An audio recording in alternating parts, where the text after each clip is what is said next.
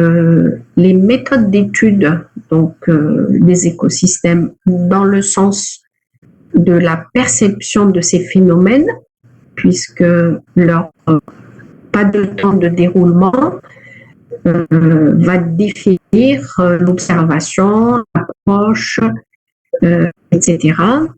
Et puis, on a vu aussi la semaine passée donc, les méthodes de datation. On a parlé des méthodes relatives et des méthodes absolues de datation. Et puis, aujourd'hui, nous allons parler de la taphonomie.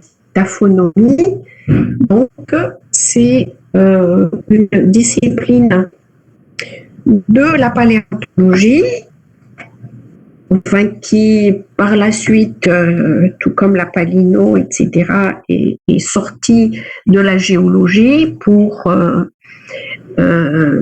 intégrer l'écologie et la paléoécologie en général. Donc, on va commencer par les définitions. La taphonomie, c'est quoi? C'est donc ça vient du grec taphos et nomos. Donc taphos, nomos, ça veut dire le tombeau, qui sous-entend enfouissement, c'est-à-dire quelque chose qui est enterré. C'est l'action d'être enterré. Donc le tombeau, taphos, tombeau, et puis nomos qui veut dire loi. Donc, cette taphonomie se définit par l'étude des processus qui interviennent au cours du passage de l'état de reste organique d'organismes vivants à l'état d'assemblage fossile. Donc, c'est ce passage depuis donc, la mort de l'être vivant jusqu'à sa fossilisation. Toutes ces étapes, ça peut être direct, ça peut être lent, selon donc un processus assez diversifié, plus ou moins diversifié. Donc, tous ces processus rentrent donc sous le terme, enfin leur étude rentre sous le terme de taphonomie. Et donc cette définition, première définition, elle est de Efremov, un russe, en 1940. Et puis, donc, la taphonomie qui est issue de la paléontologie, elle avait donc son objet était de cerner les limites des interprétations paléobiologiques. Ça veut dire quoi? Ça veut dire que on essayait de comprendre ces processus justement pour définir donc le fossile, pour comprendre comment il s'est fossilisé et puis de reconstituer son environnement et comprendre donc la paléobiologie. Donc, la taphonomie allait donner un cadre à cette interprétation qui est, elle, donc, le fait du scientifique. Donc, elle cerne les limites des interprétations paléobiologiques sur la base des altérations produites durant la fossilisation. C'est-à-dire qu'on a très rarement un organisme, un organisme intact, entier. On peut avoir certains cas, comme par exemple les mammouths. Les mammouths, maintenant qu'on sort de la glace, avec la fonte de glace, avec la fonte du permafrost. Le permafrost, vous savez ce que c'est? C'est les sols gelés de la taïga, donc des forêts boréales, qui entraînent de dégeler parce qu'il y a une augmentation des températures de l'air. Et donc, on retrouve finalement beaucoup de mammouths quand on arrive donc à retirer de la terre qui est en dégel. Et donc, on peut avoir un autre cas de corps entier, par exemple, quand il y a de la résine. Quand une résine tombe sur un insecte, par exemple, elle va le figer et donc, comme la résine, elle conserve, c'est une matière qui ne se dégrade pas par décomposition, etc. Donc, tout l'organisme piégé dans la résine est conservé dans sa totalité. Donc, des cas comme ça, ils sont très rares. Et donc, tout le reste des fossiles s'altère parce qu'au moment entre la mort de l'organisme et sa fossilisation entière, il y a donc de l'altération qui se produit sur l'organisme. Donc, cette taphonomie, elle peut donner des informations sur les caractères morphologiques et biochimiques et les habitats des organismes du passé. C'est-à-dire qu'elle peut, par son interprétation, donc par l'étude des processus qui ont intervenu, on peut remonter donc jusqu'à l'organisme vivant. Et quand c'est donc une communauté, on peut parler donc de biocénose. Ensuite, on peut dire aussi que cette taphonomie, ici des végétaux, puisque je vais axer dans ce cours surtout sur la fossilisation des végétaux plus qu'autre chose, dans la mesure où vous faites de la biodiversité végétale. Donc, cette taphonomie des végétaux, bon, ça ne veut pas dire qu'on n'aura pas d'autres exemples d'animaux, etc. Donc, la taphonomie des végétaux va inclure autant de processus d'abscission, c'est-à-dire que plus que l'animal, il ne peut pas, enfin, très rarement, un bras, une jambe, tous les ans. Par contre, les végétaux, ils perdent leurs feuilles chaque année, ils peuvent perdre des rameaux, ils perdent leur pollen, leurs fruits, leurs graines, une partie des fleurs. Donc, tout ça, c'est le processus d'abscission, donc de détachement de ces parties de la plante qui peuvent donc tomber, qui peuvent être transportées jusqu'à un lieu où ils vont se déposer et ils vont être enterrés quand ils ne sont pas dégradés par décomposition. Eh bien, ils peuvent fossiliser et donc on parle de lithification, c'est-à-dire qu'ils rentrent dans la matière minérale. Donc tout ça, c'est des éléments de définition de la taphonomie. Alors, le processus qu'on appelle donc, ou les processus qu'on appelle taphonomie, donc on part donc de communautés vivantes, de la biocénose, et donc on a des organismes qui meurent, des organismes entiers ou une partie. Donc, comme on vient de le voir, pour les végétaux, ça peut être des parties, des feuilles, des rameaux, etc. Donc, quand ils tombent, ça s'appelle la nécrobiose. D'accord? Quand c'est un organisme entier qui meurt, par exemple d'un animal, on parle d'une nécrobiose. Alors, ces éléments morts qui se retrouvent à la surface du sol vont former ce qu'on appelle la thanatocénose, c'est-à-dire un assemblage mort.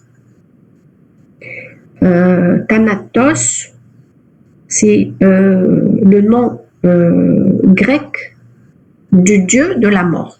Ça vient de la mythologie grecque. Thanatos, c'est le dieu de la mort.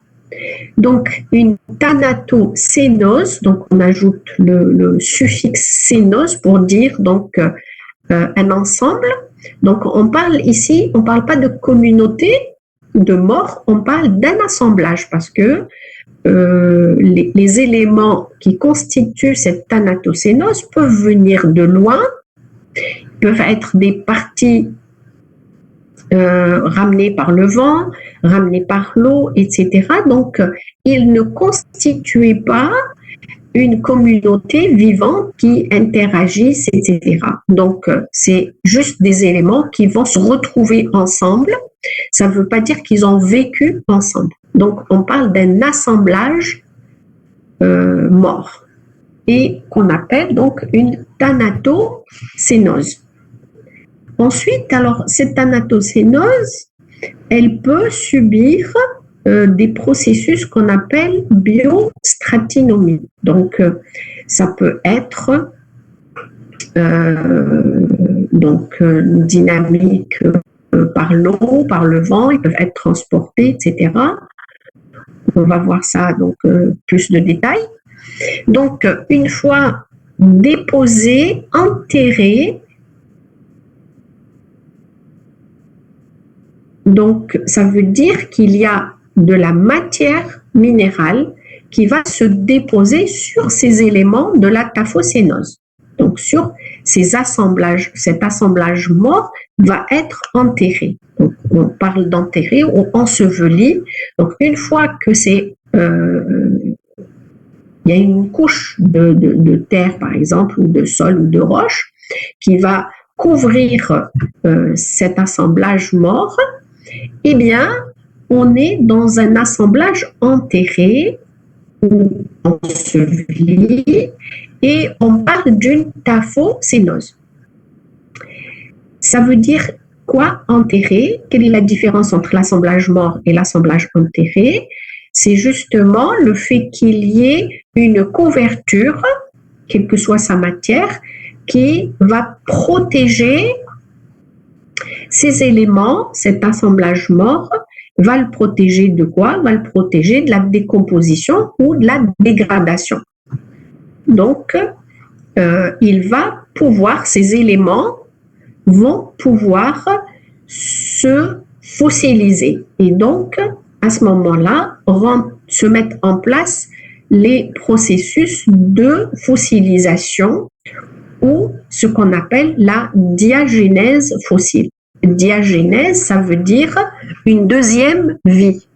Une deuxième vie, donc l'élément, ça peut être un organisme entier, ça peut être une partie, par exemple une feuille, qui va donc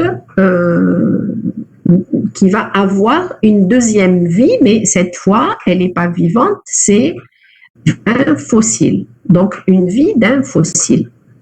Et donc, une fois que le processus de fossilisation est donc produit, on aura ce qu'on appelle une oryctocénose. Une oryctocénose, c'est un assemblage fossilisé. Un assemblage, ça veut dire qu'on va retrouver plusieurs éléments dans un endroit, dans un milieu fossilifère, et ces éléments-là, fossilisés ou un ensemble de fossiles, forment ce qu'on appelle une oryctocénose. Alors, à ce moment-là, après, le paléontologue ou le paléoécologue vont s'intéresser donc au fait que ces éléments se retrouvent là par quel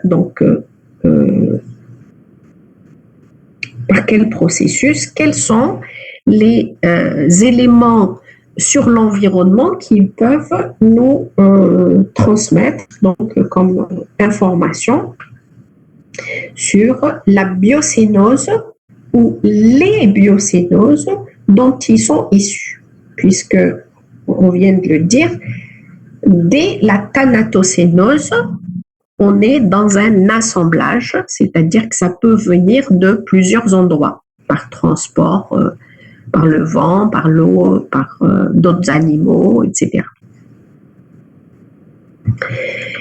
Voilà, donc on va essayer de détailler un petit peu plus la notion donc de nécrobiose, de biostratinomie, de diagénèse fossile. Alors, ici, nous avons donc quelques cas de la nécrobiose. Nécrose veut dire mort, biose c'est le vivant, et donc ça c'est la mort des êtres vivants ou une partie de l'organisme. Donc la nécrobiose, elle va étudier la production d'un reste taphonomique, c'est-à-dire tous les processus aboutissant à la mort d'un organisme ou d'un organe végétal, c'est-à-dire une partie, peut-être une feuille, un fruit qui tombe, juste à sa perte physiologique ou chromatique, c'est-à-dire comment il meurt. Et également aux altérations postérieures jusqu'à ce que débute l'interaction de ces éléments végétaux avec un agent sédimentaire, comme le vent ou l'eau. Donc, c'est ce qu'on vient de dire. Donc, c'est tous les processus. Alors, nous avons ici quelques photos, donc 3 photos qui nous permettent de comprendre un peu ce que cela veut dire. Alors, vous avez dans le numéro 1, en haut à droite, vous avez un arbre, ou plutôt 2 arbres qui sont tombés. Donc, nous sommes dans une ambiance forestière. C'est une forêt, vous avez des arbres qui sont debout, et puis vous en avez 2 qui sont tombés. Et en fait, on voit bien qu'ils n'ont pas été coupés. On voit leurs racines qui sont complètement déchaussées, et on voit encore pour le premier à gauche, on voit encore la terre qui est encore donc sur les racines. Ça veut dire que vraiment il y a quelque chose qui a fait qu'il soit arraché d'abord au sol et tombé comme s'il y avait un poids dessus. Et donc effectivement, ce qu'on voit, c'est en fait 2 picéas, donc des arbres qui vivent, une espèce qui vit plutôt dans le climat tempéré froid, donc au nord de l'Europe, en Amérique du Nord. Et donc, ces 2 individus sont tombés au sol suite à une action donc combinée de processus biotiques. Donc, vous voyez bien, le processus biotique, c'est l'enracinement très superficiel. C'est-à-dire que si les arbres avaient un enracinement pivotant profond, ça sera difficile de les arracher de la sorte qu'on voit dans la photo. Et puis, pourquoi ils sont tombés? C'est la surcharge de neige et orage d'hiver.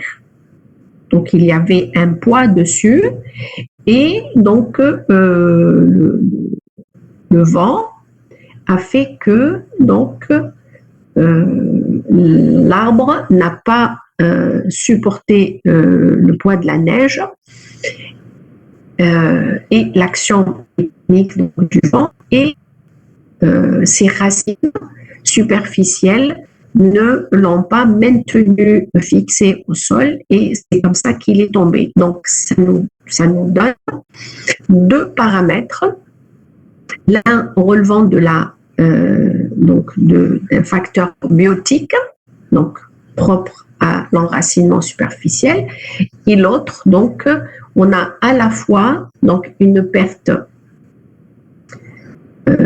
par facteur biotique et abiotique.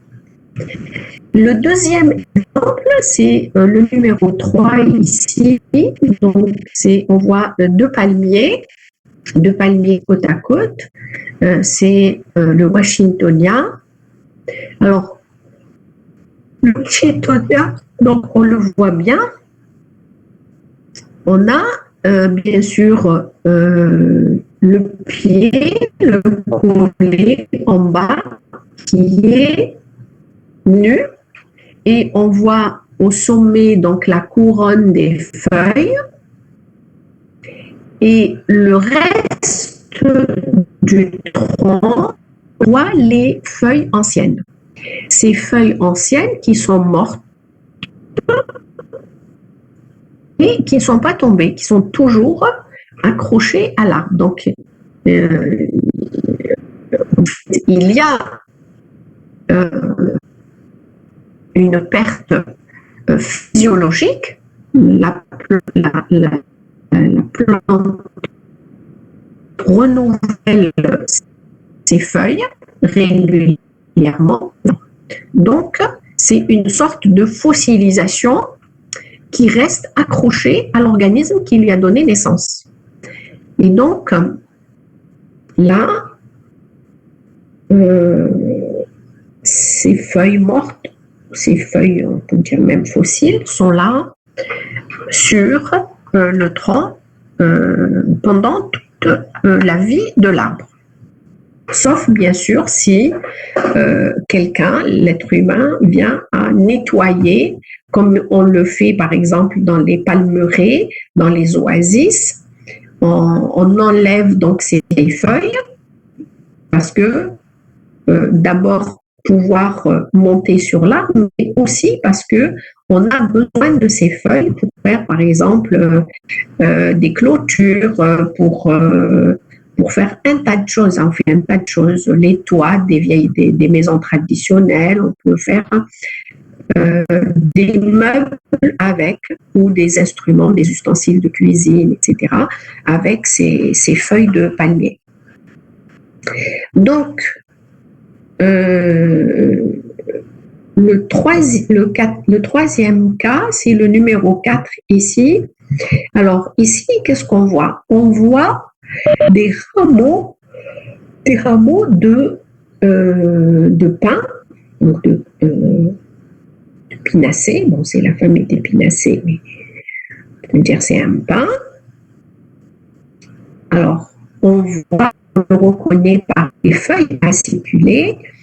On a donc les aiguilles, ce sont les aiguilles, et donc on a les aiguilles qui sont toujours accrochées au rameau. Donc ce rameau, si vous vous souvenez de votre cours de botanique, on parlait donc des plus petits rameaux, les brachyblastes. Hein, ceux qui sont un peu plus grands, c'est les mésoblastes. Donc, alors ici, vous voyez bien que c'est une empreinte au niveau donc de la roche. C'est un fossile, donc c'est la trace donc de ces rameaux sur de la roche qui date du Miocène. Alors, ce qu'il y a, c'est que même si c'est déjà à l'état fossile, on peut comprendre par cette position, par le fait que l'échantillon soit entier, soit maintenu donc dans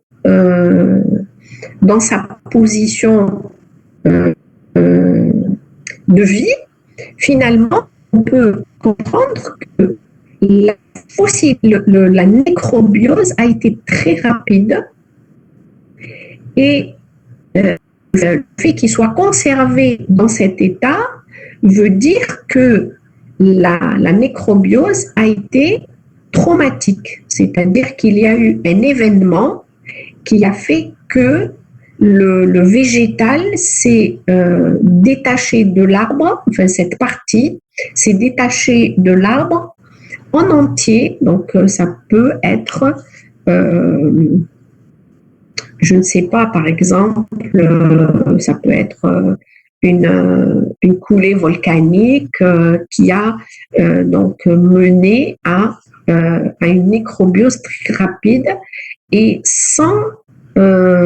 processus de transport, etc., qui aurait donc détaché les aiguilles des rameaux.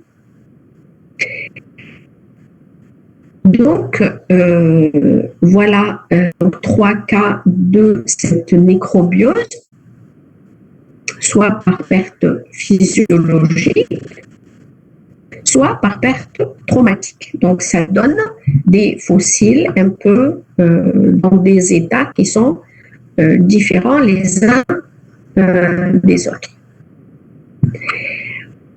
Le deuxième processus, c'est celui de la biostratinomie. C'est-à-dire qu'une fois l'organisme meurt ou une partie donc, de ces organismes tombe, se détache d'abord de leur organisme vivant qui leur a donné naissance, eh bien, qu'est-ce qu'ils vont devenir? Est-ce qu'ils vont tomber directement? Est-ce qu'ils vont être transportés par le vent quand ils sont légers? Transportés par l'eau, s'il y a de l'eau, si c'est un, par exemple, qui est devant un ruisseau, la feuille, elle tombe dans l'eau, ou le fruit, il est bien sûr emporté par l'eau, par le ruissellement, etc. Si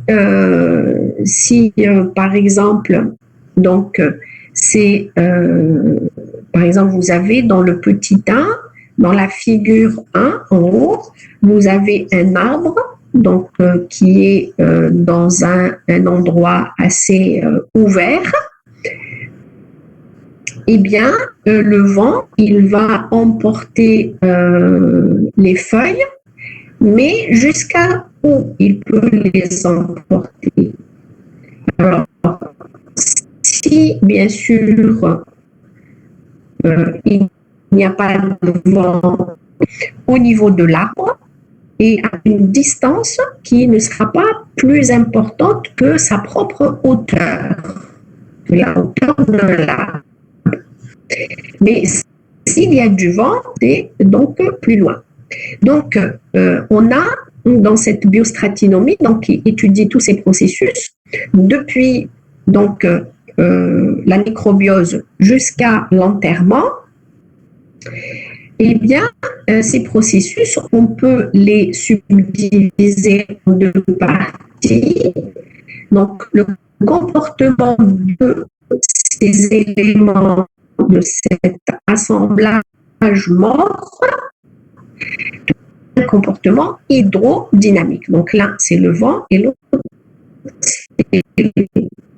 on parle d'une chute par gravité sans transport, comme on vient de le voir pour l'arbre. S'il n'y a pas de vent, les éléments vont tomber selon leur poids. Bien sûr, ceux qui sont un peu plus légers et qui sont autour, à l'extrémité de la cime de l'arbre, par exemple le pollen. Le pollen est très léger, donc il va être transporté en grande distance. Quand il s'agit d'un fruit qui est lourd, il va tomber par gravité, mais n'empêche qu'une fois qu'il est à terre, il peut être fossilisé tout de suite sur place s'il se passe quelque chose qui entame la diagénèse, ou alors il va être transporté par le vent ou par l'eau. Donc déplacé ailleurs.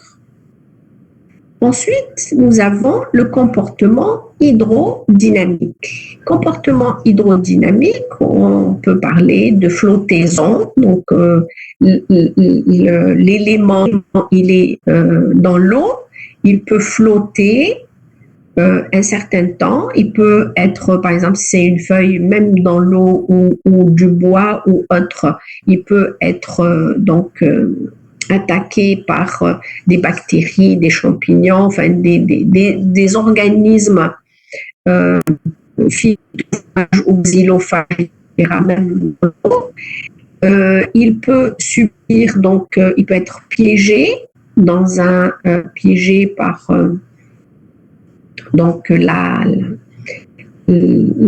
soit dans l'eau, soit c'est-à-dire si imaginez qu'on est dans un ruisseau, un petit rameau est en train de flotter, puis il peut être piégé par quelque chose, un autre arbre ou des roches, etc. Il peut être piégé, donc se déposer ou rester là, piégé, puis bon, il va subir donc de la dégradation ou de la fossilisation s'il est pris dans un élément minéral où il y a peu de, comment dire, de décomposeurs.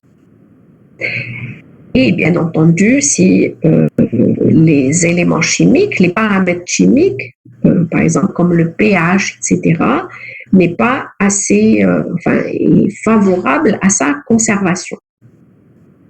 Donc, ce qu'on voit dans la photo numéro 6, alors regardez bien, vous avez les traces de feuilles. Ici, vous avez donc la nervure à l'horizontale, donc vers le bas, vous avez la nervure qui apparaît, donc on est dans une feuille, donc vous avez la nervure,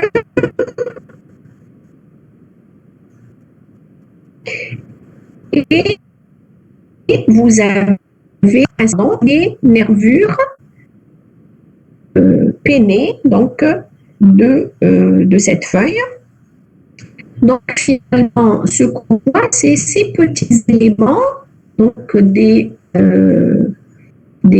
prédateurs de cette feuille. Donc cette feuille, qu'est-ce qui lui est arrivé? Elle a flotté. On sait qu'elle a flotté par ces éléments donc, qui se sont incrustés ici. Donc, ce sont d'autres organismes qui se sont incrustés dans cette feuille, qui l'ont donc utilisée, soit comme support pour s'installer. Et donc, ces éléments vivent dans l'eau, et donc c'est pour ça qu'on dit que cette feuille a flotté. Donc, la période de cette flottaison, elle peut être plus ou moins longue en milieu marin. Et ensuite, donc, elle a dû couler, parce que si elle n'a pas coulé, elle aurait été décomposée en entier après un certain temps, mais le fait qu'elle ait coulé et donc elle est restée au fond,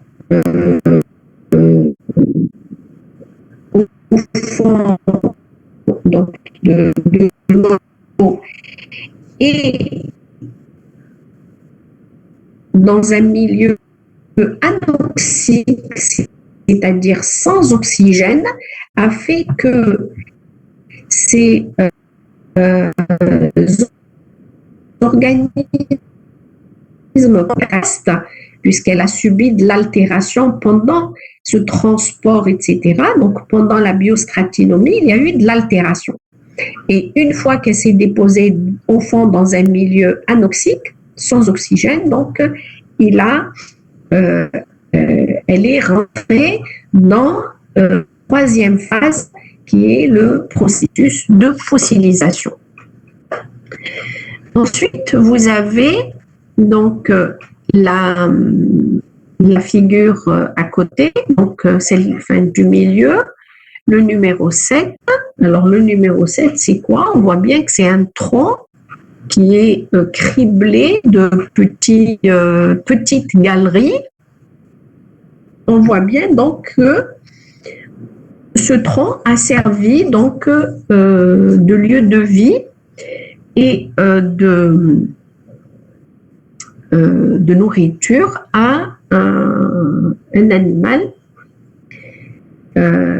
Donc, les scientifiques qui l'ont étudié ils savent que ce type donc, de galerie, etc., de comportement, c'est un bivalve. C'est un bivalve qui a vécu.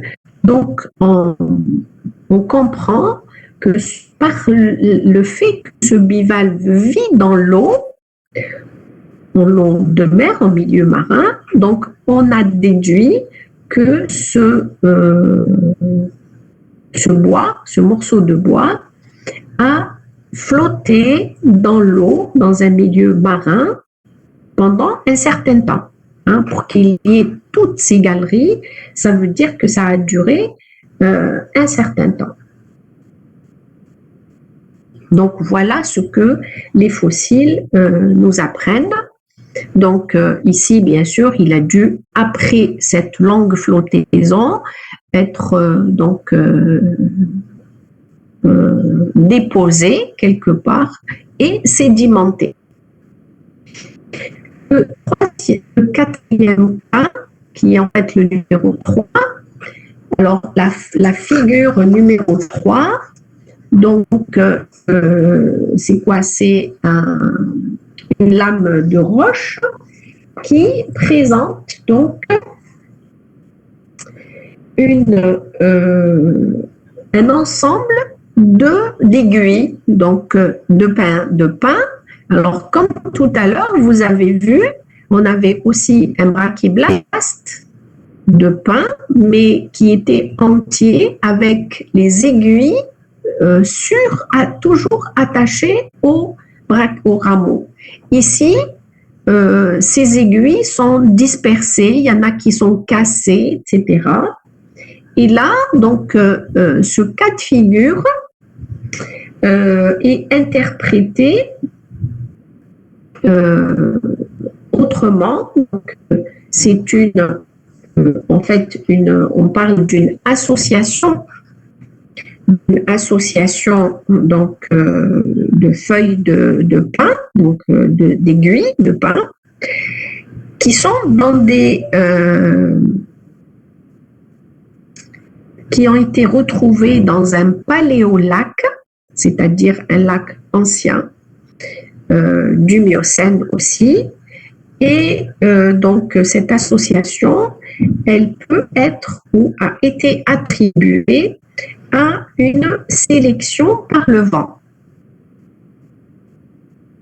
Donc la dernière fois, dans l'image précédente, je peux vous la remettre. Donc ici en bas, nous avons les aiguilles qui sont toujours sur le brachyblaste. Ça veut dire que entre la nécrobiose et la fossilisation, il s'est écoulé un temps très court. C'est pour ça que l'élément est entier.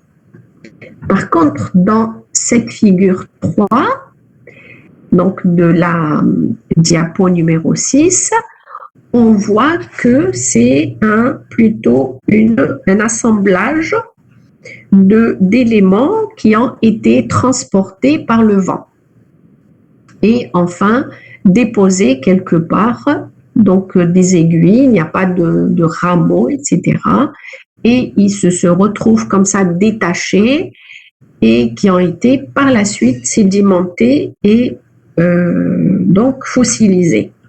Donc on voit bien que si le premier est de la nécrobiose, il est passé directement à la diagénèse fossile, ce cas de figure, en fait, c'est toujours des aiguilles de pin, mais qui ont, après la nécrobiose, ils ont passé un temps, ils ont subi les processus de biostratinomie. Donc ici, ça serait le vent. Et donc, avant de subir la fossilisation. Voilà donc quelques cas de figure de la biostratistique.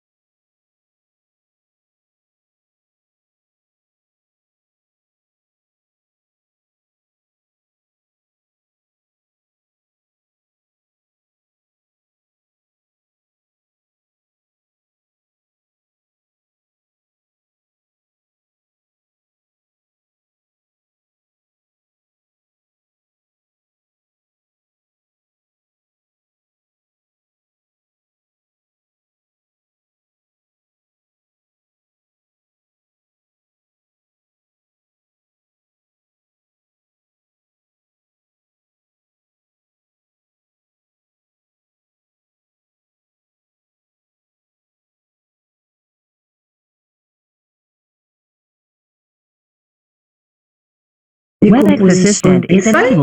Vous avez les parties des cellules fines du limbe qui vont être coriaces et elles se décomposent moins rapidement et donc celles-ci, elles vont persister longtemps jusqu'à ici, la feuille, finalement, le reste de cette feuille rentre dans la phase de diagénèse, eh bien, on aura le pourtour de la feuille et ses nervures qui vont nous donner la forme générale de cet organisme, enfin, ou de cette partie de l'organisme. Là, par exemple, vous avez dans les photos 3 et 4, on reconnaît par la forme la feuille d'un chêne.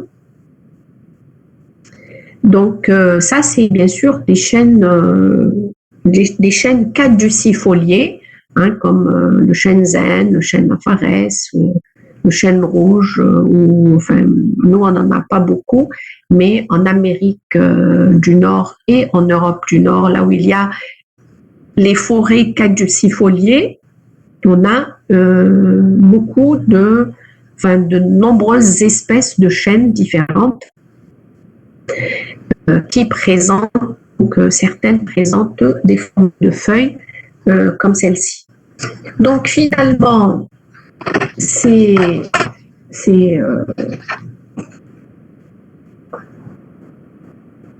du point de vue, donc je disais, du point de vue biochimique, il n'y a que finalement certaines molécules, donc comme la lignine, le cutane qui se trouve dans les cuticules, donc qui forment la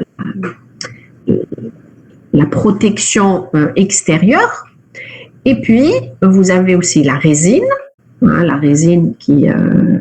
c'est justement dans les résineux, pourquoi est-ce que le bois de résineux, des conifères qui extraient de la résine, leur bois se maintient mieux que les autres bois qui peuvent se décomposer rapidement. Donc, la résine, elle est plus importante, enfin, elle ne se décompose pas, et donc elle va permettre au bois de résister mieux au temps. Et puis, vous avez une autre molécule qui est la sporopollénine. Donc, cette matière qui existe au niveau des parois du pollen. Oui.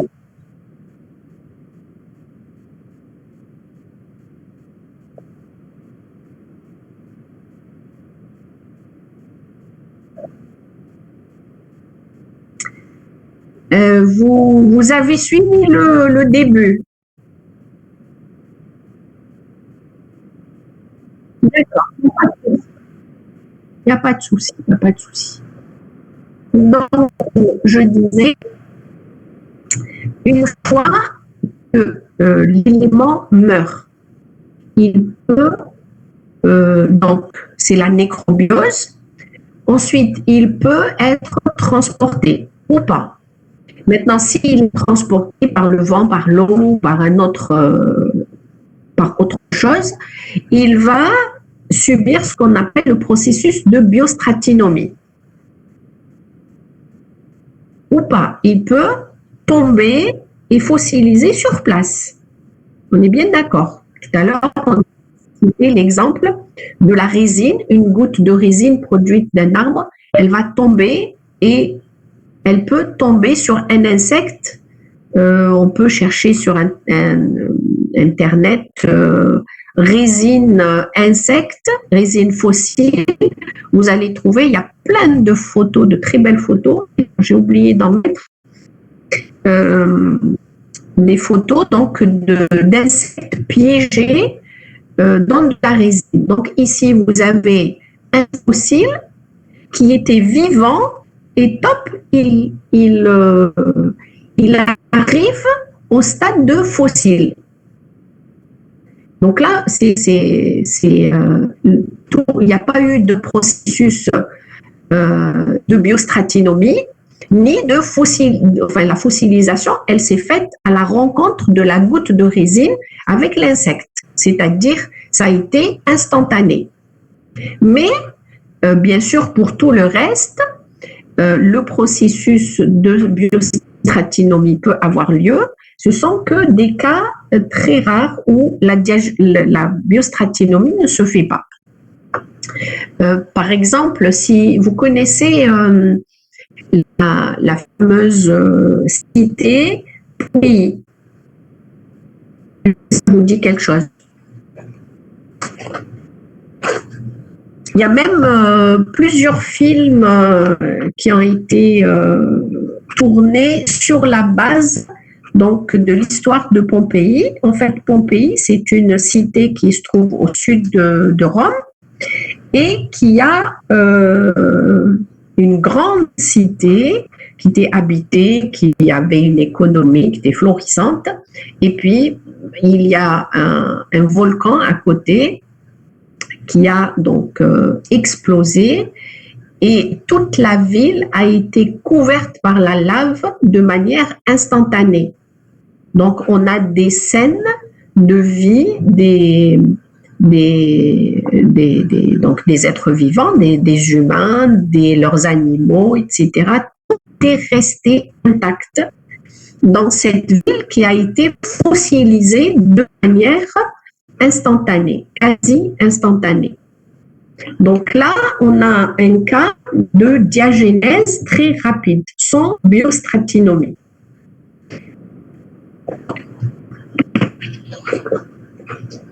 Avec une nécrobiose traumatique, dans le cas de Pompéi. Et donc, vous avez donc ici la diagénèse. Une fois qu'on a dépassé le stade donc de thanatocénose, qui est un assemblage à la surface, un assemblage mort, dès qu'il commence à être enseveli ou qu'il rentre, tout à l'heure on a parlé d'un cas donc de la feuille qui tombe dans un milieu anoxique, c'est-à-dire au fond de l'eau, où il n'y a pas, par exemple, imaginez un lagon qui est dans un stade d'eutrophisation avancé, donc il n'y a pas d'oxygène. Et là, bien sûr, s'il n'y a pas d'oxygène, il y a très peu de bactéries, de champignons, de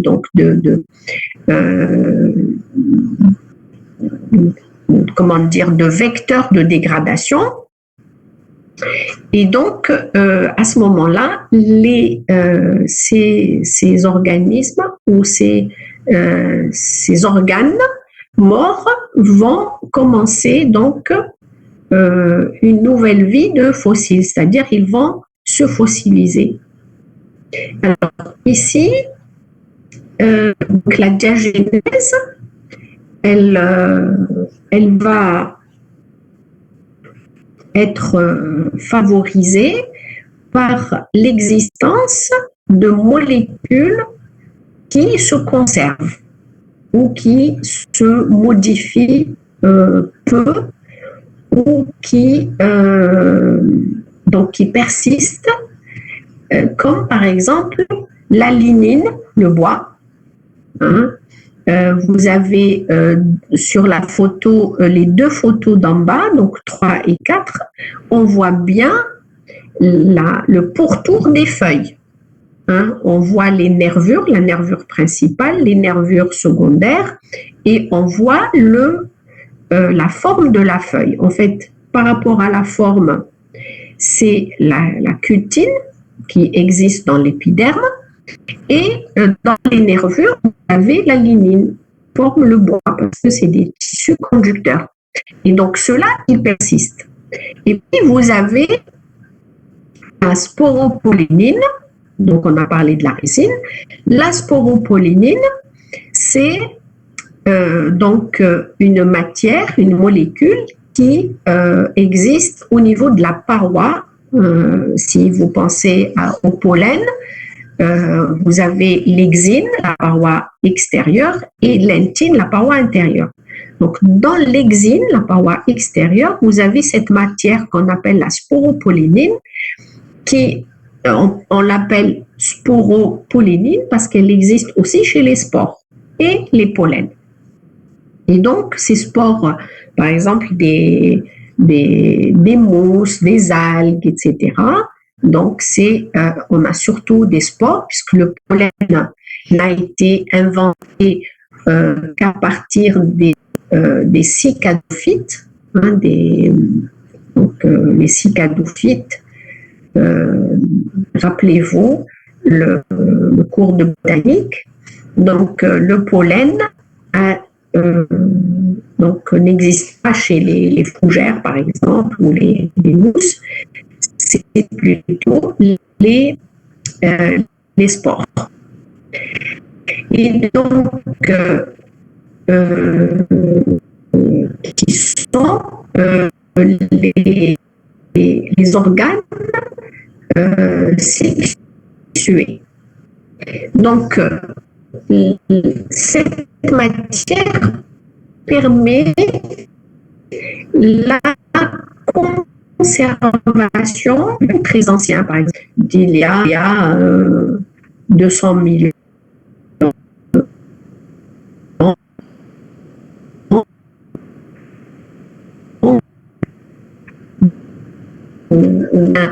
ces pollens, il n'y a plus la cellule à l'extérieur, il y a juste la paroi. C'est des pollens qui s'y...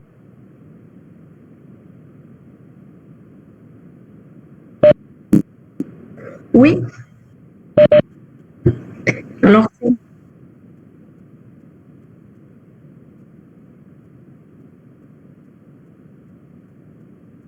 attendez, alors je vais lire le chat d'abord, je reviens sur ce que j'ai dit.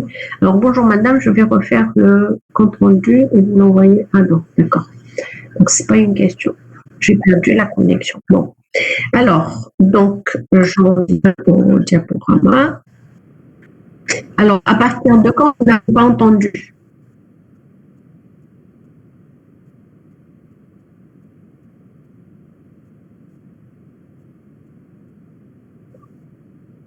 Génial.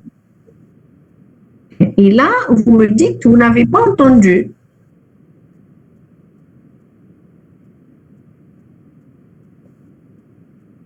Oui, je parlais de la sporopollénine qui existe au niveau des parois, des spores et des pollens.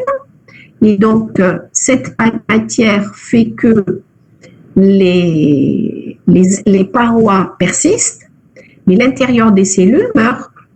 Mais dans les roches géologiques, on peut trouver dans les sédiments anciens, on peut trouver donc des spores et des pollens grâce à cette matière qui se conserve, qui ne se décompose pas.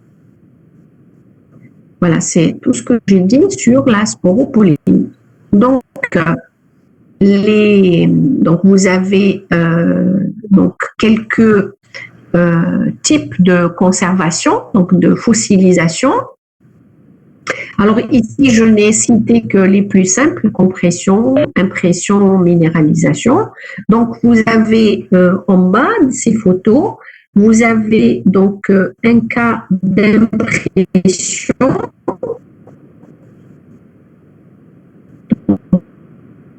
Donc une feuille imprimée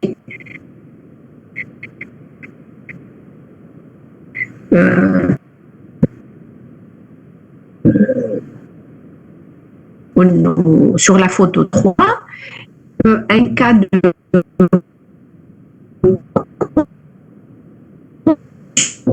la photo 4,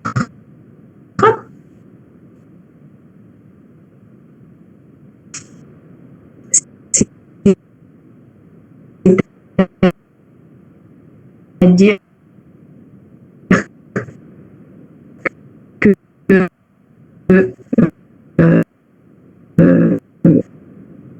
la partie donc de l'exercice. Et quand la partie constituée, donc le type c'est 7, c'est donc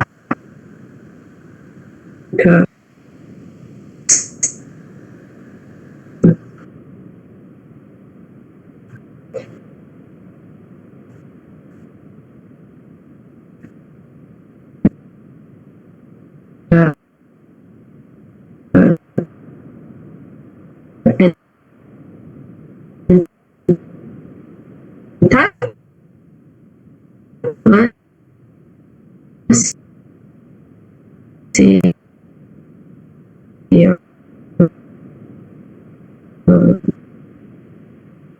une algue, une algue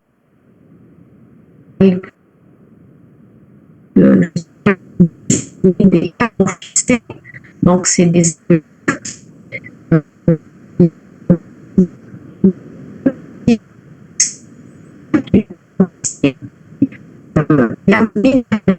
dire qu'il y a eu un processus de diapo,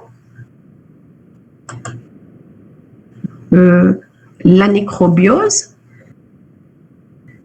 on a parlé un peu de biostratinomie et de diagénèse fossile. Donc, à partir d'une biocénose, donc une communauté vivante, donc chaque organisme, qu'il soit végétal, animal, etc., donc ces organismes meurent, ils peuvent être décomposés. Ceux qui échappent ou en partie ou en totalité, ceux qui échappent à la dégradation, va donc subir ou pas les processus biostratinomiques et devenir un assemblage donc enterré, quand il est enterré, donc taphocénose. Et cette taphocénose, elle peut ne pas fossiliser, elle peut disparaître, et on peut avoir donc par diagénèse une orictocénose. Donc une orictocénose, c'est l'assemblage fossilisé qui persiste. Donc c'est tous les éléments qui persistent comme fossiles qu'on retrouve. Donc on peut, à part ce qu'on a vu, donc les empreintes, les parties minéralisées dans la roche, on peut trouver aussi ce qu'on peut aussi déterrer, les ossements. On a plein d'ossements. C'est comme ça que les paléontologues, ceux qui font de l'anthropologie physique, trouvent plein d'ossements, donc de primates, d'hominidés, et on a donc toute une classification avec évolution depuis les australopithèques jusqu'à l'Homo sapiens, n'est-ce pas? Donc tous ces ossements, à partir de la différence surtout du crâne, donc de la capacité crânienne, du volume crânien qui permet de donner le volume du cerveau, et puis la position, la stature de l'organisme, si on est debout ou si on est comme bipède, comme dans le genre Homo, hein, ou australopithèque comme les autres qui ressemblent plus donc à des singes qui ne sont pas qui peuvent se mettre sur deux pieds, mais qui ne le sont pas tout le temps, hein, comme dans le genre homo. Et donc, voilà un petit aperçu sur ce que c'est donc la taphonomie. Alors, bien sûr, là, on a parlé donc de feuilles, etc. Mais on peut aussi, alors tout ce que produit par exemple un arbre comme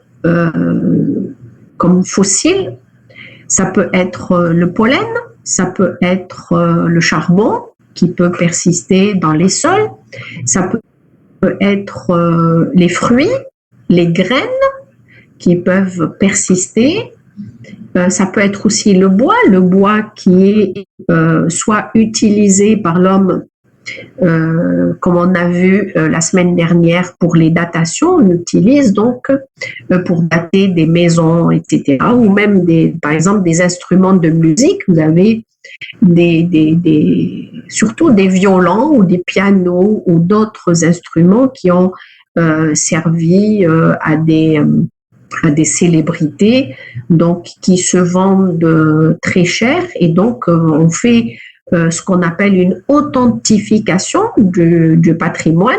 Donc il y a tout un service, par exemple, enfin je cite la France, je cite l'Europe, enfin, dans tous les pays occidentaux, les pays développés surtout, qui ont donc un grand intérêt pour leur patrimoine, ce qui existe très peu chez nous. Donc, c'est fossile, donc le bois, le charbon, les fruits, les graines, le pollen, et aussi donc les feuilles ou une partie même du tronc. Vous avez aussi le bois pétrifié, donc le bois fossile. On a, par exemple, dans le Sahara, du côté de Bnei Abbès, on a des arbres, des troncs entiers qui sont pétrifiés et sur lesquels donc on peut travailler sur des lames minces, et on peut les étudier on peut étudier leur anatomie du bois et déterminer leur espèce. Et donc c'est à partir des fossiles qu'on a constitué donc tous ce qu'on appelle les gymnospermes, qui ont été donc pendant l'ère secondaire et tertiaire, qui ont été très très importantes. Aujourd'hui, ce sont les angiospermes qui dominent par leur nombre, leur diversité, etc. Mais c'était pas tout le temps le cas. On avait une importance considérable des gymnospermes, une diversité des gymnospermes importante qu'on ne retrouve qu'à l'état fossile. C'est-à-dire que, bien sûr, l'étude des fossiles, des conifères ou des gymnospermes en général,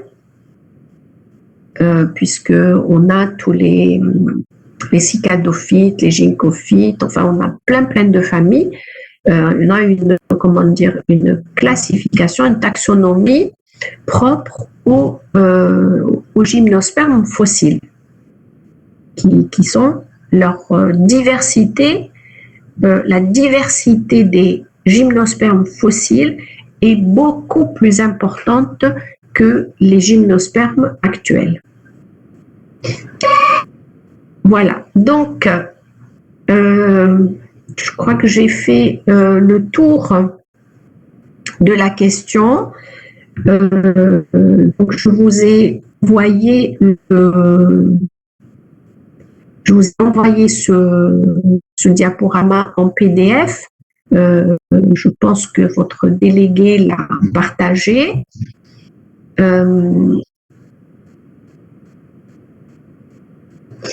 Et donc, donc lundi, c'est-à-dire après-demain, on va se retrouver donc à la salle R4.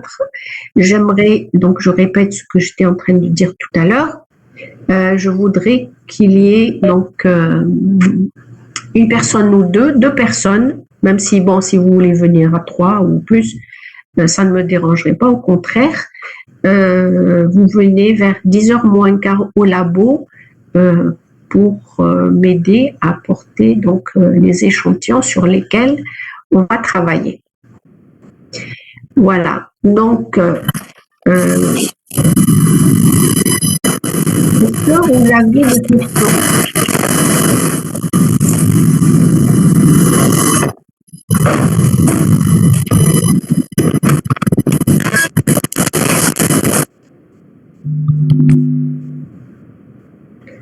Est-ce que vous avez des questions? Pardon, madame, je vous ai pas entendu. Qu'est-ce que vous étiez en train de dire? J'étais en train de dire que après-demain, lundi, j'aimerais qu'il y ait 2 ou 3 personnes qui viennent m'aider à porter les échantillons. Parce que je ne pourrais pas tout porter jusqu'à la salle R4. J'ai demandé au chef de département de me donner la salle 105, mais elle m'a dit que vous étiez une trentaine de personnes, donc votre promo, et on ne peut pas tous rentrer donc dans la salle 105. Voilà. Oui.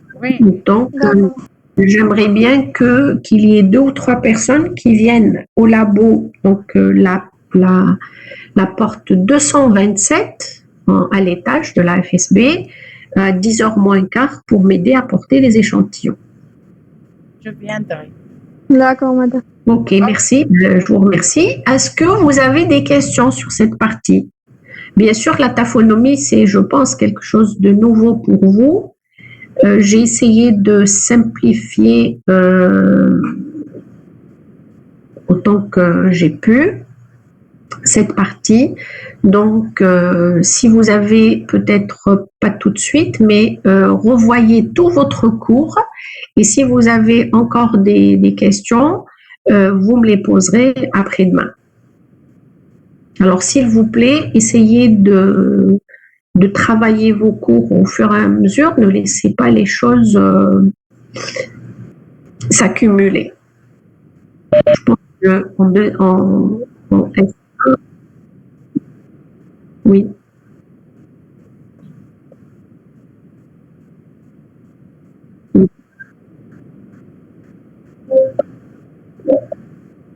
Ou c'est non.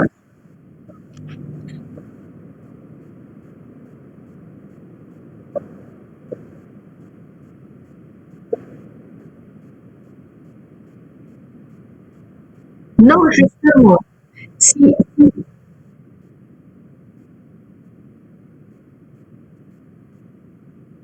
non, justement, dans l'assemblage intégré, il y a des choses où peut-être dans un même organisme, vous avez des parties qui se conservent moins que d'autres. On a vu l'exemple du grain de pollen. Il y a la cellule à l'intérieur et il y a la paroi. Donc, ce qui passe comme oryctocénose, c'est plutôt la paroi. On a la forme du pollen et c'est pareil pour tous les autres. Donc, vous avez donc une partie du corps, enfin tout le corps par exemple d'un animal qui va être enterré, mais il n'y aura que ces os qui vont persister parce que les os contiennent donc une matière qui leur permet de ne pas se dégrader au fil du temps. Si les os ont le temps d'être minéralisés, de subir une minéralisation, ils vont devenir ils vont faire partie de l'orictocénose.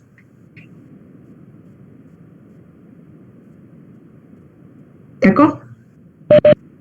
Donc, on parle de la lignine. Pardon? On parle de la lignine comme objet de conservation. La lignine, elle existe chez les végétaux. Maintenant, si on prend le cas de l'animal, là, par exemple, je suis sur cette diapo où on voit la chèvre, hein, la chèvre d'abord vivante. Ensuite, alors la deuxième photo, ça représente quoi? Une thanato ou une tapho? Thanato. Une thanatocénose, parce que c'est donc le corps en décomposition. On commence à voir, bon, il reste encore la peau. On a les os blancs qui commencent à se voir. Donc, la peau est en train de partir parce que la peau, elle contient donc des éléments qui la conservent, plus ou moins. Et puis, donc, cette thanatocénose, donc c'est le cadavre de la chèvre qui est sur la roche, ici, c'est une thanatocénose. D'accord? Ça fait partie de la thanatocénose. Maintenant, s'il n'y a rien qui vient la couvrir, elle va continuer à se décomposer jusqu'à qu'il n'y ait plus rien. Et s'il y a quelque chose qui va l'ensevelir, la protéger, elle va devenir une taphocénose. Et si les os persistent, comme on le voit à la dernière photo en bas, eh bien, ça veut dire que, bon, ça c'est une chèvre qui a été piégée en entier, donc, et on a gardé donc toutes les parties molles du corps, même la peau est partie, elle a disparu, donc elle s'est décomposée et il ne restait que les os qui se sont minéralisés et c'est ainsi que on est passé d'une taphocénose à une orictocénose. OK?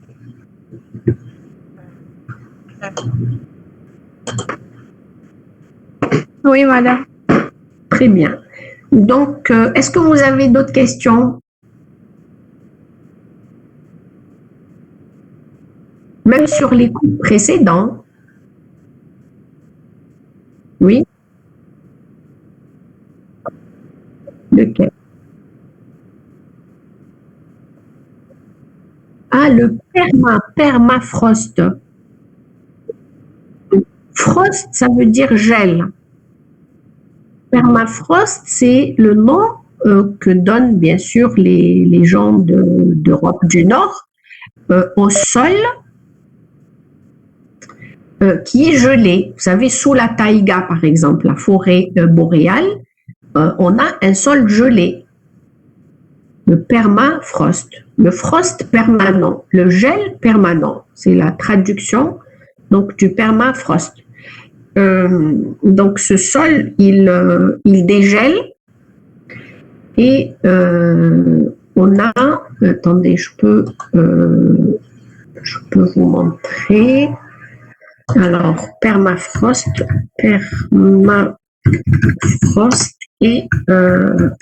mammouth. Mammouth avec 2 M.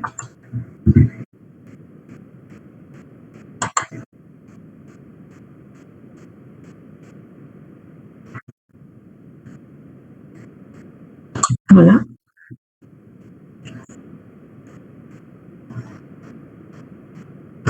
Alors, bon, là, j'ai que des photos de mammouth, mais pas dans le permafrost. En tout cas, là, je crois.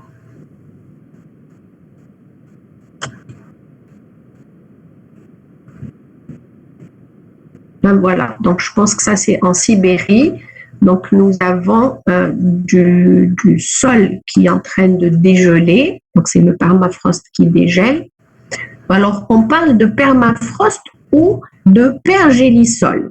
Pergélisol, c'est-à-dire gel permanent du sol.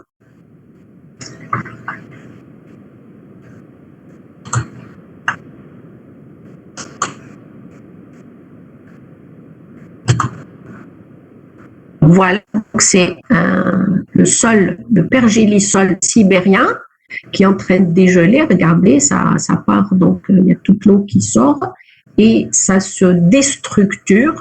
Donc le sol se déstructure et on arrive à retrouver donc des mammouths qui se sont fait piéger donc autrefois et qui sont restés donc à l'état fossile et on a pu donc récupérer ces cadavres. Donc là, enfin, les gens prennent que leurs cornes, mais en fait, les scientifiques, eux, ils récupèrent tous les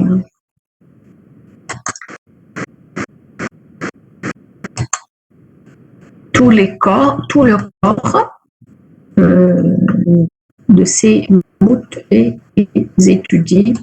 Bien sûr, il y en a qui veulent les faire revivre, hein, pourquoi pas. Il y en a même qui veulent, en reprenant leur ADN, le réinjecter dans des éléphants, parce que c'est les animaux les plus proches des mammouths, et pour recréer le mammouth. Bon, je ne sais pas où il en est de ces études un peu passionnantes, aussi passionnantes qu'invraisemblables. Voilà, donc, est-ce que j'ai répondu à votre question? Je vous en prie. Pour ce qui est du matériel. Lequel? Matériel avec quoi on étudie les espèces fossiles. Ça dépend. C'est-à-dire que, bon, là, vous avez vu le mammouth.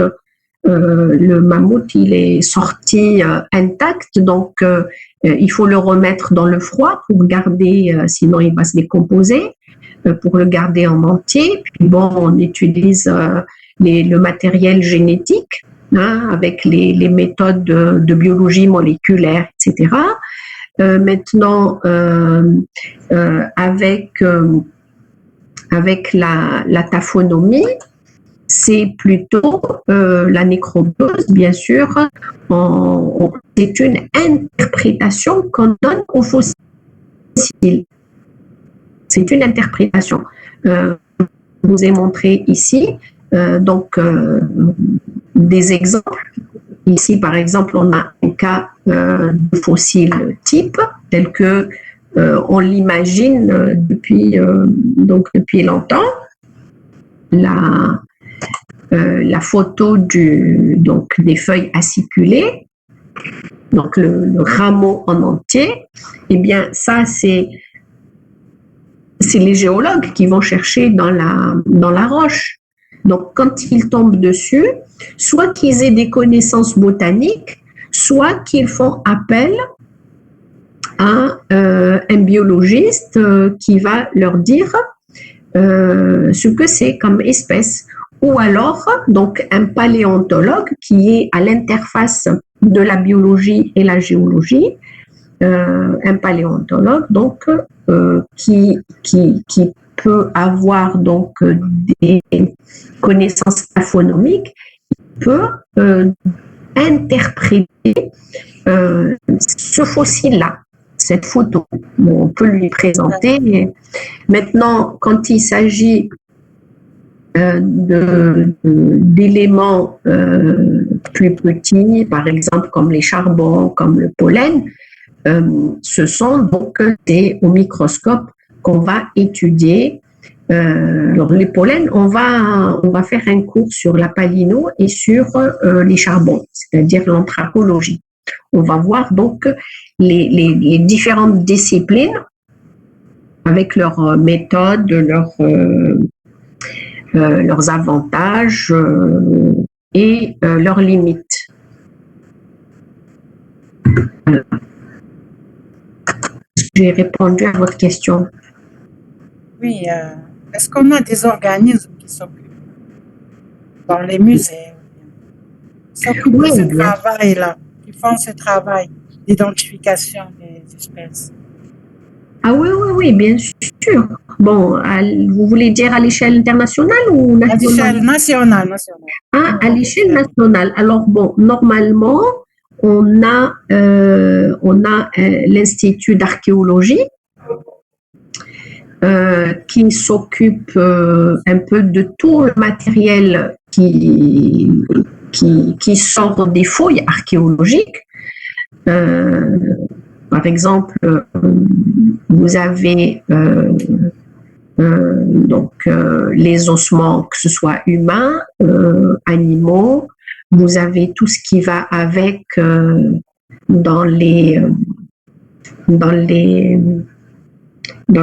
foyers archéologiques, dans les sites archéologiques, tout ce qui sort comme ossements, que ce soit d'êtres humains, que ce soit d'animaux, que ce soit, c'est-à-dire les archéologues, ils vont fouiller même dans la poubelle des hommes préhistoriques pour voir qu'est-ce qu'ils ont mangé, qu'est-ce qu'ils ont utilisé comme matériel, de quoi ils s'habillaient, etc. Et donc, on peut trouver des graines, on peut trouver des fruits qui se sont fossilisés avec le charbon, avec un tas d'autres choses, par exemple des micro-invertébrés, des petits invertébrés. C'est ce qu'on appelle l'archéozoologie. Donc, on différencie l'archéozoologie et l'archéobotanique, c'est-à-dire la botanique et la zoologie qui s'intéressent aux éléments trouvés, aux fossiles trouvés dans les sites archéologiques. Et puis, bon, qu'est-ce qu'il y a? Il y a aussi le CNRPH, qui est le Centre national de recherche en préhistoire, en anthropologie et histoire. Et donc, ils ont une section paléontologie qui s'intéresse aux ossements des animaux, des ossements donc animaux, y compris l'homme. J'allais dire les animaux et les hommes, mais en fait, l'homme est aussi un animal. C'est pas un végétal, c'est pas un insecte, c'est pas un protiste, c'est pas un métazoaire, c'est un animal. Donc, il y a alors à la fac centrale, par exemple, il y a le musée de paléontologie. Le musée de paléontologie, bon, c'est très difficile de le visiter. Il n'y a personne qui s'en occupe. Il n'y a que les chercheurs qui travaillent avec leurs étudiants, master ou en doctorat, qui y ont accès. Et puis, il y a donc ailleurs, je ne sais pas, peut-être que ça existe, je pense que oui, dans d'autres universités où les annexes des stations de recherche affiliées donc à ce centre de recherche qui se trouve juste à côté du musée du Bardo. Hein, ils ont la même entrée. D'habitude, je fais une sortie au musée, j'emmène les étudiants, enfin, on se donne rendez-vous au musée du Bardo et on fait une visite guidée avec les archéologues qui travaillent, les attachés de conservation du musée, qui nous font une visite guidée. Et ça peut être intéressant si ça vous intéresse. Je pourrais leur demander s'il y a possibilité de faire par exemple 2 groupes, puisque vous êtes nombreux, on peut faire des petits groupes. Je ne sais pas si c'est possible avec la restriction vu les mesures sanitaires par rapport au Covid. Je ne sais pas si les musées sont ouverts au public. Donc, je vais d'abord demander si c'est possible maintenant ou peut-être à la fin de l'année, pourquoi pas, faire une sortie dans ce sens. Oui, ça serait intéressant. Oui, ça serait très intéressant même. Parce que bon, quand on est comme ça, un groupe universitaire, ou même des fois ils reçoivent les écoliers ou les collégiens ou les lycéens, ils font une visite guidée. Donc c'est bien quand on a un spécialiste qui vous explique et tout, c'est nettement plus intéressant que si on va tout seul et on n'a que les petits écriteaux qui ne nous expliquent pas tout ce qu'on voudrait savoir. Voilà. D'autres questions? Merci. Je vous en prie.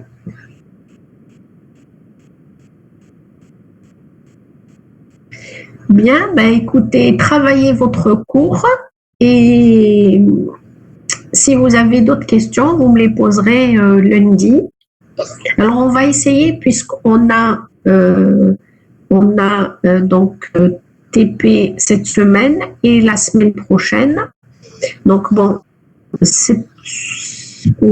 après-demain, je ne sais pas si on aura le temps de faire une petite interro, parce que comme c'est un module qui n'est pas fondamental, on ne pourra pas faire un examen, une EMD, donc je vous donnerai, on pourra faire pour un quart d'heure, 20 minutes, on pourra faire une petite interro en présentiel dans le TP. D'accord? Donc, ça sera la note du contrôle continu. D'accord? Et puis, bon, alors, pour les autres, essayez de m'envoyer le compte rendu ou, si vous voulez, la fiche de lecture de la conférence du professeur Weaver. Regardez là, c'est très, très intéressant. Donc, si vous voulez, on peut en discuter tous ensemble une autre fois parce que c'est très important ce qu'il dit dans le sens où on nous parle de crise de la biodiversité, d'extinction massive, etc. Mais pour ceux qui l'ont vu, vous avez bien compris comment il détruit, il remet en place toutes les informations qu'on nous donne. Hein, quand on nous dit oui, il y a tant de pourcentage, mais en fait, on ne sait pas si on parle de famille, d'espèces, de genre, etc. Et ça, généralement, on ne fait pas attention. On ne fait pas attention. La plupart des gens ne font pas attention. Et donc, les scientifiques devraient avoir ce genre de réflexe d'aller jusqu'au bout. Voilà, et ne pas se contenter de lire uniquement le résumé d'un article ou d'une publication. Oui.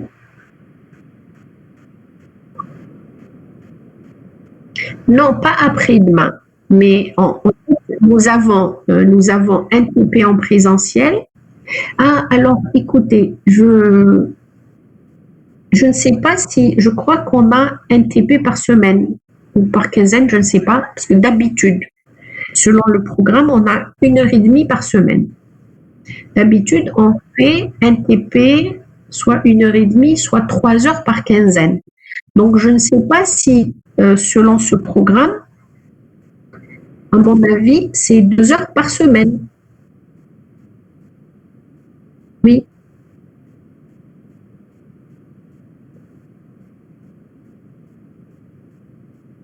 Le TP, je vais vous montrer des échantillons de bois, qui va donc illustrer à la fois la partie qu'on a vue, c'est-à-dire la datation par dendrochronologie et aussi donc la dendrochronologie comme base à la dendroclimatologie qui est donc une discipline qui essaye de comprendre les changements climatiques. D'accord? Donc, comme c'est une partie qu'on ne va pas faire en ligne, donc je vous montrerai directement les différents bois, enfin quelques exemples de bois que j'ai au labo. Donc, on va essayer de voir quelle est la différence qui peut exister, comment on peut les reconnaître, etc.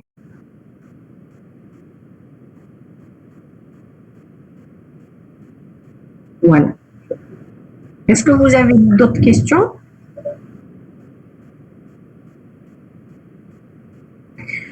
Je vous en prie. Donc, on va se dire après-demain. Donc, ce lundi, essayez de voir, de travailler tout ce qu'on a vu jusque-là. Comme ça, vous aurez, si vous avez des questions ou des zones d'ombre, vous pouvez me demander, me poser toutes vos questions. Et la semaine d'après, on fera une petite interro sur tout ce qui a précédé. Ok. D'accord? D'accord, oui. Oui, madame, merci. Ok. Bien, alors, je vous dis au revoir et à la prochaine. Inch'Allah. Plutôt à lundi. À lundi.